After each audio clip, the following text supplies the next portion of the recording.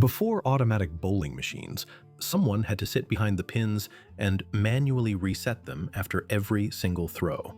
These workers, called pinsetters, worked in cramped spaces, dodging heavy bowling balls that flew past them at high speed. It was one of America's most unusual jobs, and it disappeared almost overnight when one invention changed bowling forever. In the 1930s and 40s, bowling became one of America's favorite pastimes. Bowling alleys opened in every town, and on weekend nights they'd be packed with people enjoying the sport. But early bowling alleys faced a significant challenge. After every throw, all 10 pins had to be manually picked up, repositioned in perfect formation, and the ball had to be rolled back to the bowler. This required human workers stationed at the end of each lane. Enter the pinsetters, often teenagers and young adults who took on this fast-paced, physically demanding job to earn money. Pinsetters worked in what was called the pit, a narrow space behind the pins, about 4 feet deep. Here's how the job worked. When a ball knocked down pins, the pinsetter would quickly jump down, grab the scattered pins, and place them back on their marked spots.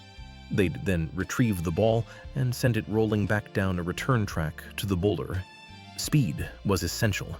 A good pinsetter could reset the pins in about 8 to 12 seconds.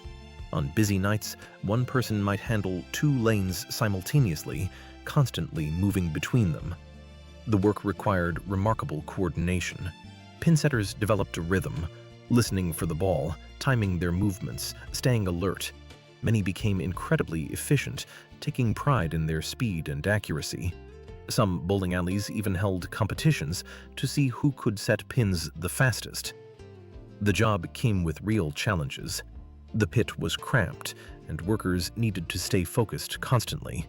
Bowling balls could weigh up to 16 pounds and travel at significant speed, so careful positioning and timing were essential to stay safe. The environment was loud, the constant sound of pins falling and balls rolling. The work was repetitive and physically tiring, requiring quick reflexes and constant attention. Despite these challenges, many pinsetters look back on the job fondly. It provided good income for teenagers and young adults in the 1930s through 1950s. Bowling alleys often employed multiple pinsetters, and they formed tight-knit groups, developing camaraderie while working those busy weekend shifts. For many, it was their first job, teaching them work ethic, quick thinking, and responsibility. In 1946, an inventor named Gottfried Schmidt created the first fully automatic pinsetter machine. By the 1950s, companies like AMF and Brunswick had refined the technology, creating machines that could reset pins perfectly in seconds, no human needed. The machines were reliable, never tired, and could work continuously. Within just 10 years, automatic pinsetters became standard in bowling alleys across America. By the early 1960s, the profession of manual pinsetter had almost entirely disappeared. The young workers who once scrambled behind the pins moved on to other jobs as bowling became more automated and accessible. Today, automatic pinsetters are so reliable that most bowlers never think about them. What once required constant human attention now happens mechanically, allowing bowling alleys to operate more efficiently and safely.